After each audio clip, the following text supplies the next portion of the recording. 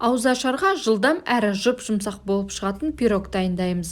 Ыдысымызға 2 жұмыртқа, 100 грамм қант салып, венчиктің көмегімен араластырамыз немесе миксерлейміз.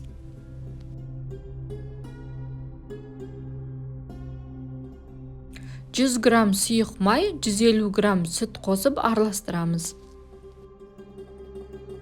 Сұйық массаның үстіне ұнды електен өткізіп қосамыз, жарты шай қасық разрыхитель қосып, түйіршік қалмайтындай етіп, венчиктің көмегімен араластырамыз.